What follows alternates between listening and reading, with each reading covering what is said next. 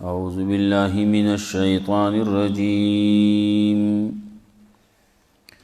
بسم الله الرحمن الرحيم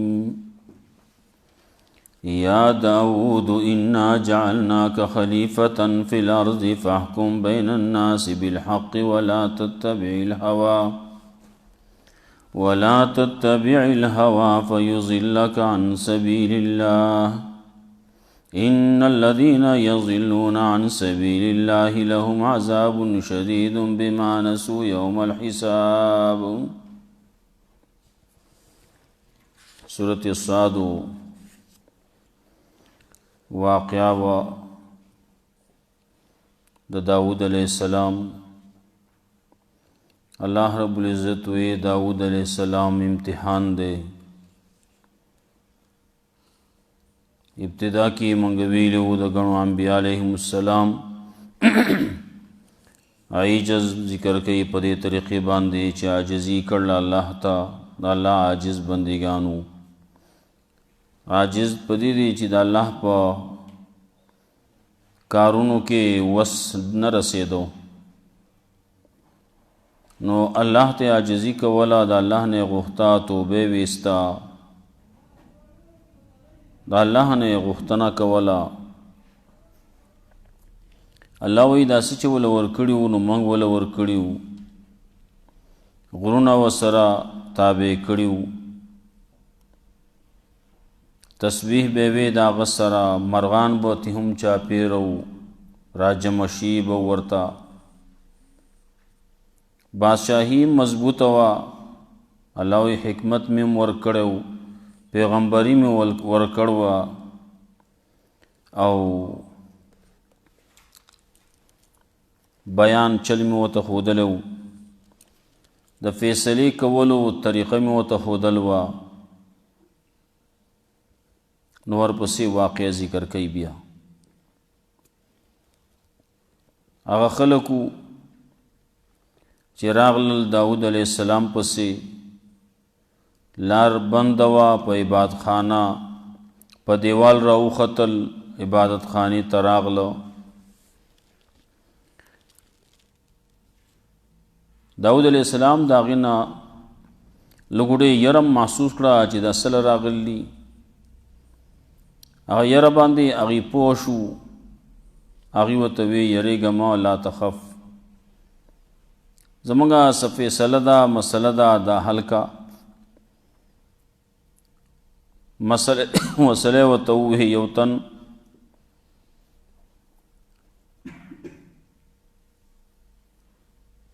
نو قرآن کریم کے د یوتن تذکرہ دا د بل نشتی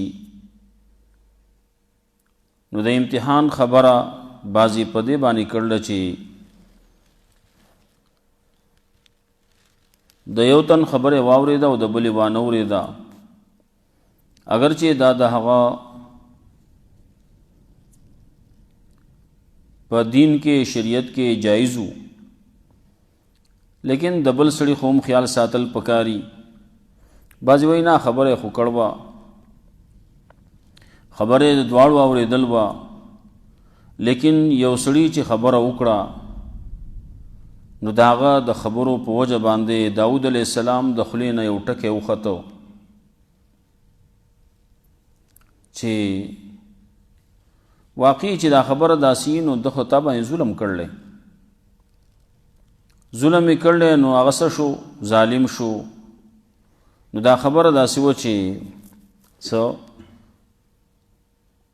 نامناسب غونته کې وا د دسی غټ سړی د پاره پیغمبر دې غټ سړی دی ناغله دسی خبره کول پکار نو. نو الله رب العزت ځکه وایي چې فتناه منګه وازمیو امتحان پیو کو.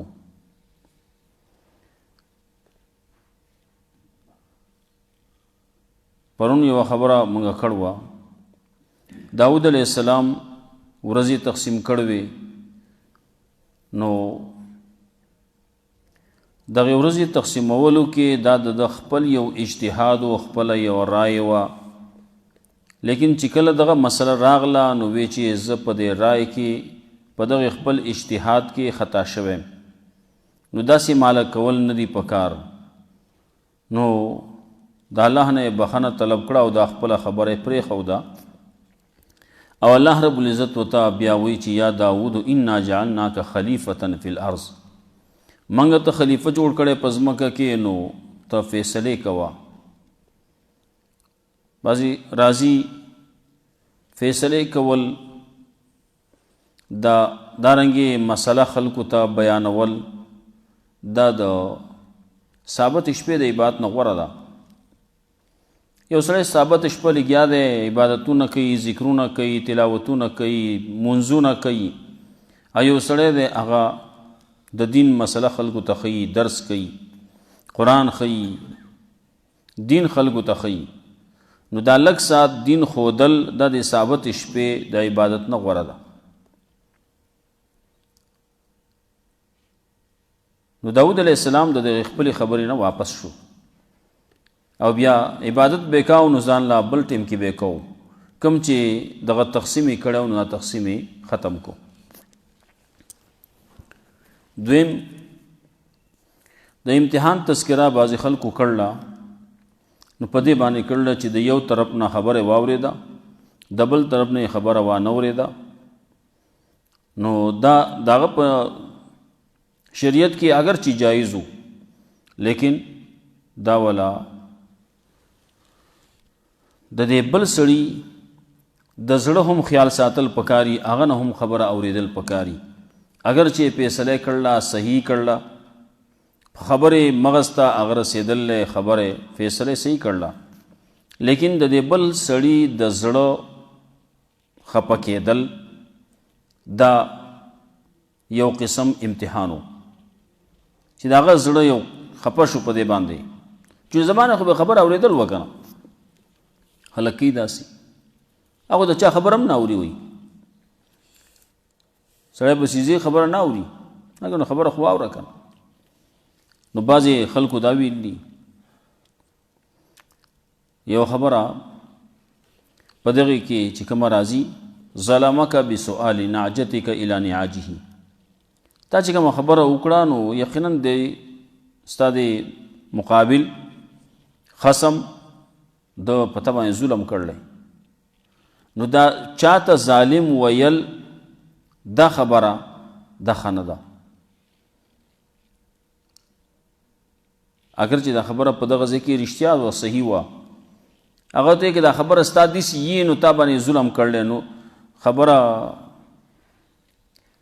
هلته کې هغه سړي ته ظالم ویل او د وخت نه مخکې ویل دا لکوټې مناسب خبره نه وه دې وجې نه دغې ته خلکو امتحان ویلي نو دا درې خبرې داسې شوي چې دا صحیح دي هر یوه خبره چې شي صحیح ده څه مسله پکې نشته یوه خبره بله خلک کوي هغه غلطه ده د خلکو په منځ کې مشهوره ده عوامو په خولې باندې هم ده هغه غلطه ده هغه دا وایي چې داود علیه السلام یو پیرې چت ته ختلی و چت ته چې وختو نو هلته کې چا قسمه قسم رنګونه وله ورکړي چا یو شان چا بل شان اوریانو مې و د هغه کمانډرو د فوج مشرو او د هغه ښځه وه د اوریانو مې و د دغې سړي د هغه ښځه وه او هغه چېرته دی په چت باندې و هلته کې هغې ځان له چېرته خپله صفایي به یې کوله څه به یې کول ویلي ده نو بعضې خلکو خو داسې غلط الفاظ ویلي چې هغه د خولې باندې سړی د خپل مشر دپاره د پلار دپاره د مشر رور دپاره داسې الفاظ نشي ویلی څنګه چې د خلکو د پیغمبر دپاره استعمال کړلي وایي چې پیغمبر پې مین شو عاشق شو پې چاسې ویلي غلطې ویلي ټولو غلط ویلي غلط وایي دا خبره د ذهن نه ویستل غواړي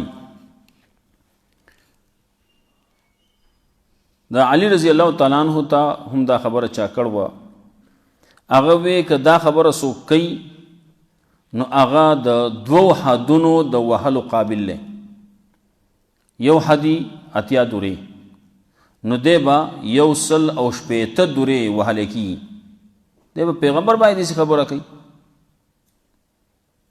دا د دې یو کتاب و نو هغې کې داسې څه خبرې لیکل وې. نو هغه کتاب خو ټول دی غلط کتابونه دي، د یهودیانو د نصرانیانو د هغې کتابونه به څه کتابونه وي، هغې غلط ځان له لیکلي جوړ کړي دي، اسرائیلیات دي پکې. نو پخوانی دور نه دغه قصې وې نو دا به بیانولې نو غلطه وي.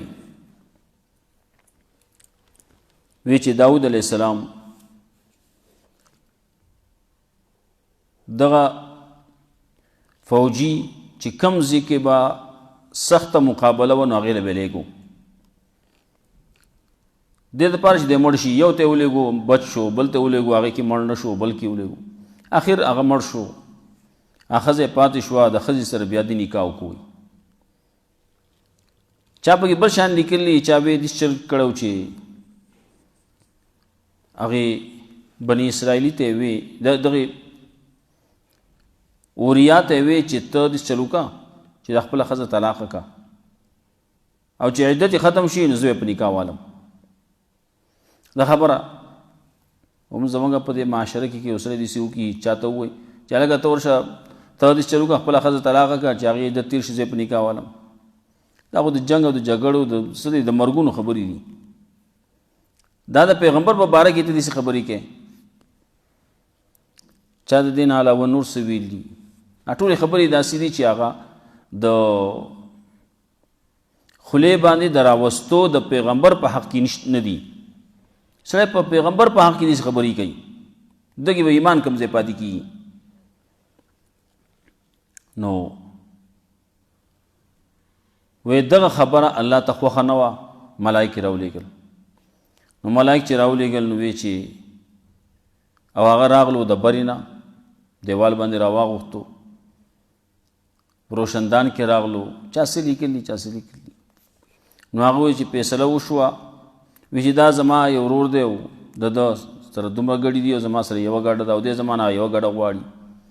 دا اصل کې اشاره و دې ته چې د داود علیه السلام یو کم 100 بیبیانې وې او د دغې بل سړي یوه بیبي وه او ده ورته وی چې دا یوه هم مال راکه، لکه مخکې چې ما ووی دی وی دا طلاقه که. او چا پکې یوه خبره بله کړله، چا وی چې نه دغه خبره خو نه وه. نو لږ هغه د خبره یې د لږ یې د دغه کې دن نه کړله، ډېره زیاته اخواته پسې نه تلي. هغه وایي چې داسې چلو چې یو طرف ته د خطبې پیغام، د نکاح پیغام غوښتنه چې ورته وایي دا هغې اوریا کړوه او په هغه باندې لپاسه داود علیه السلام وینا وکړه.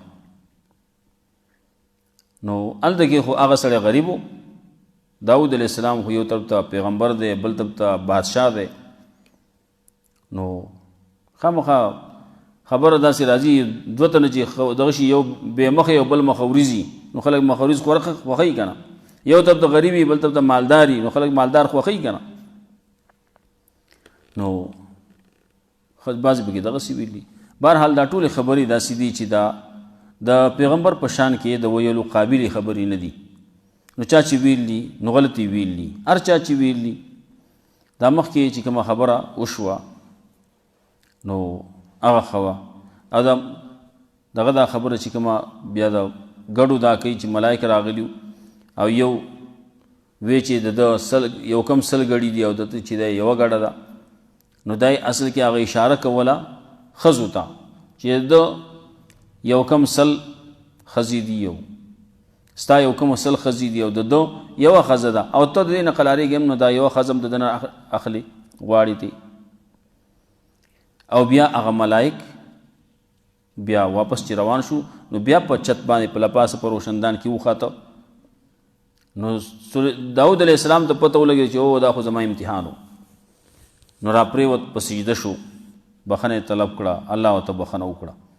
نو دا خبرې ټولې داسې دي، دا کوم چې اخر کې موي دا ټولې اسرائیلیات دي. نو دقه په دې طریقې باندې سړی وای نو بیانولې نه دي پکار. د رد دپاره چې د خلکو د ذهن نه دا خبره اوزي او دا خبرې غلطي دي نو دغه دپاره بیانوي، نو بیا خو صحیح ده. او که سړی وایي چې نه دا صحیح خبره ده او زه دغه د کتاب د منځ نه ویم او صحیح خبره کوم نو دا به غلطه وایي. هر څوک چې وایي مولا دی او که پیر دی او که فقیر دی.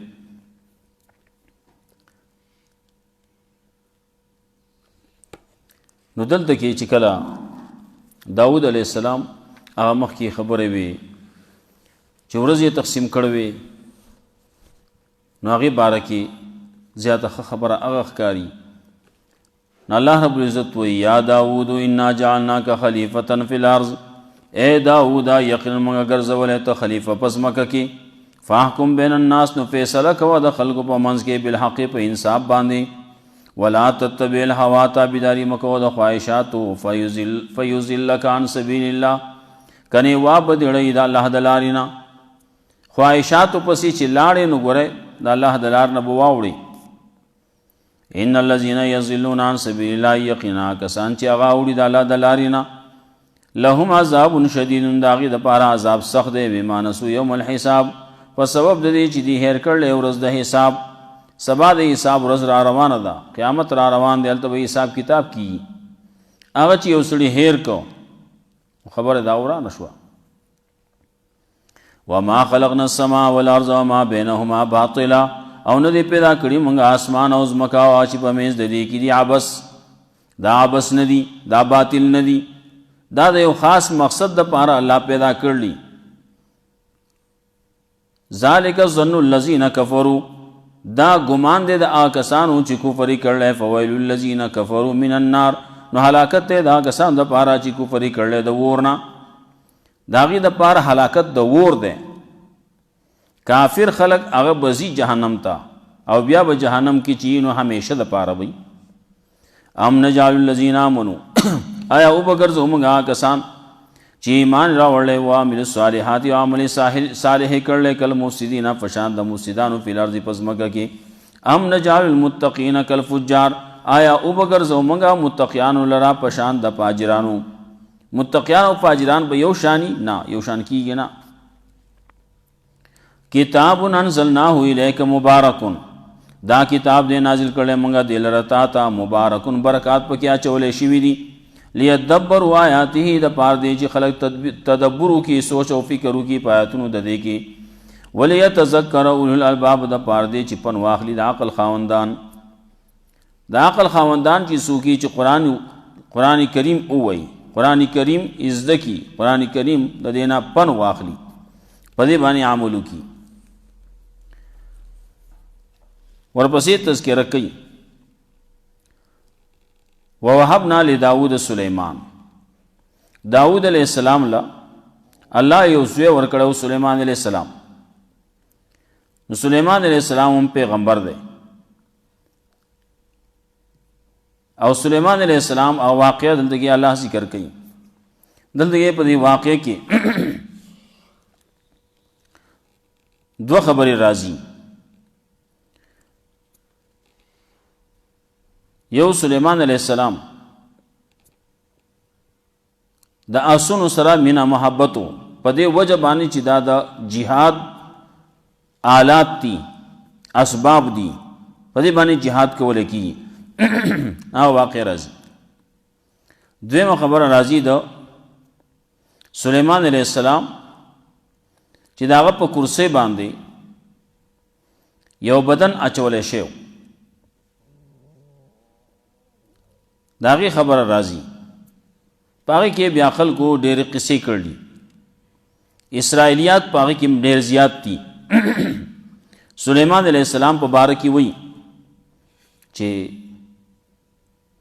د هغه حکومت، د هغه بادشاهي دا په ګوتۍ کې وه. ګوتۍ یې وه، حکومت و، بادشاهي وه. خو چې ګوتۍ نه وه نو بادشاهي هم نه وه، بادشاهي ته هم لاړه.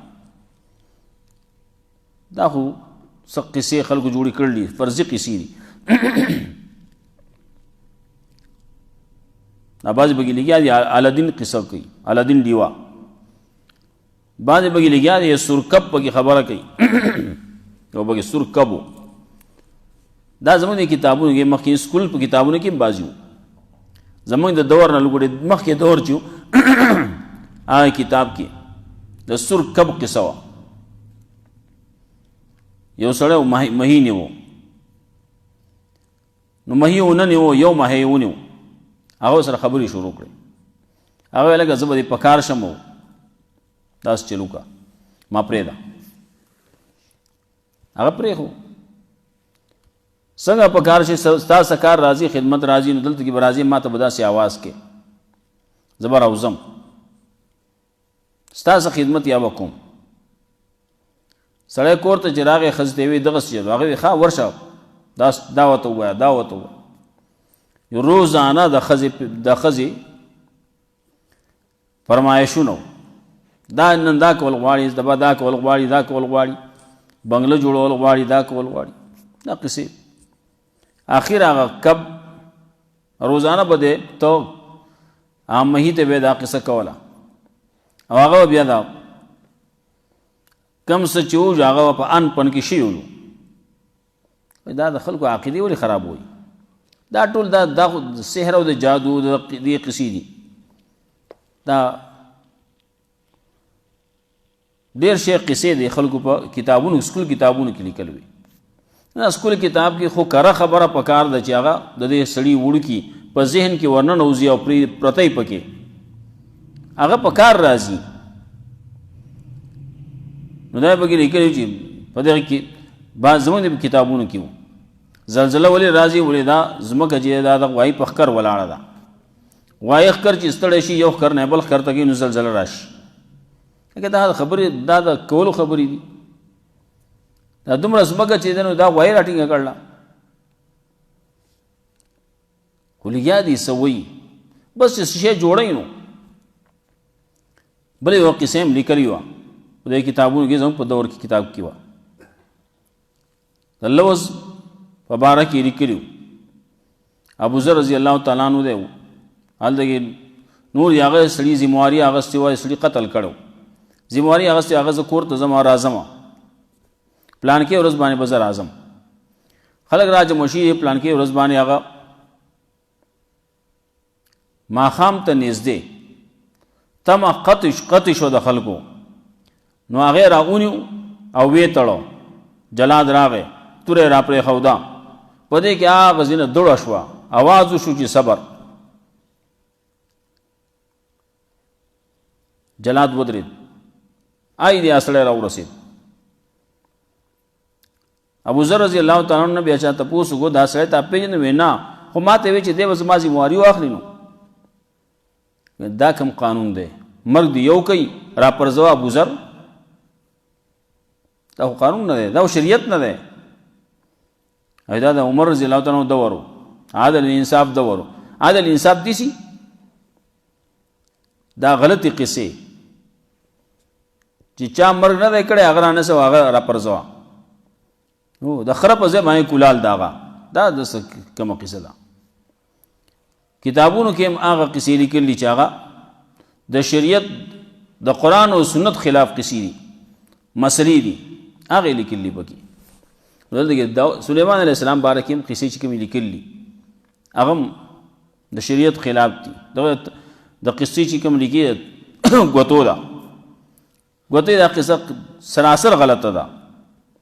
اول نه واخل اخره پورې چې څومره ګورې دا نه که څوک وایي چې کتاب کې لیکلي کتاب کې لیکلي کتاب کې خو هر څه لیکلي نو کتاب کې کتل غواړي چې دا خبره د شریعت مطابق ده که نه ده دا د قرآن او د حدیث مطابق ده او که نه ده.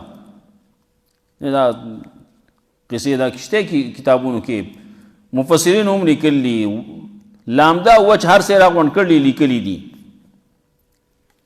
ایو تنوی دا تفاسیر دي هر شی راغله تپا ورتپا هر شی په قرآن پورې نه ورتپلی کېږي. دا بیا انشاءالله وایو سبا وخت کې کېږي نه.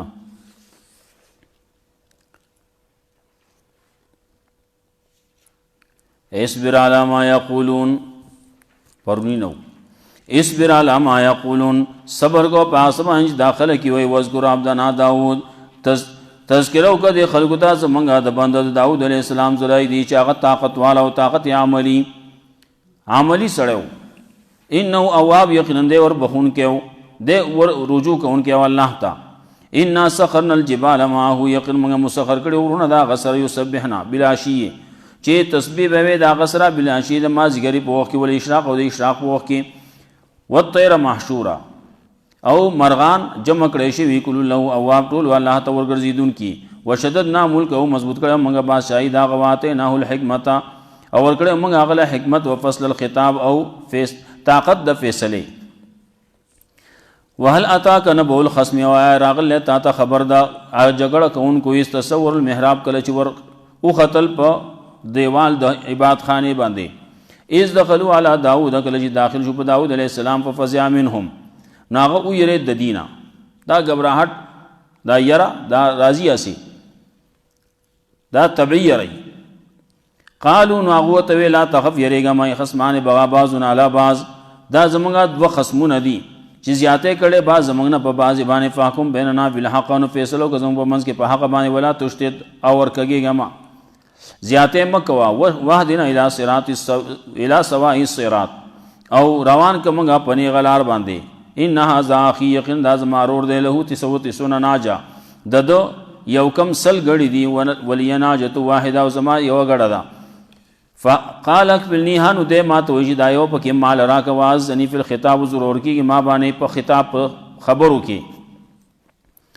قال لقد ظلمک بسؤال ناجتک الى نعاجه وی داود علیہ السلام یقینا ظلم کړه تا باندې په غختو استاد دې غړي د خپل غړو سره. وان کثیر من الخلطاء یقینا ډیر د شریکانو نا لیبغي بعض بلا بعض خامخا زیاته کوي بعض دې په بعض باندې الذين امنوا مگر هغه کسان چې ایمان راوړل عمل صالح کړل او قلیل ما هم او ډیر کم د دینه.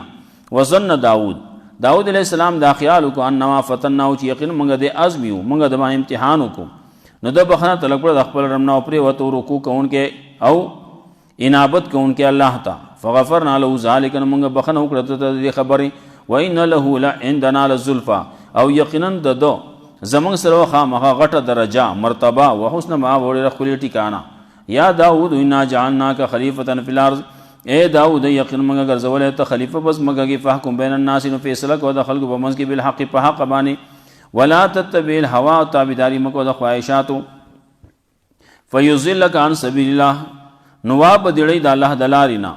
ان الذين يضلون عن سبیل الله یقینا کسان چې اوړیا د الله دلارین لهم عذاب شدید داغی د پاره عذاب سخت دی به مانسو یوم الحساب پسو دی چې دی هیر کړل ورځ د حساب.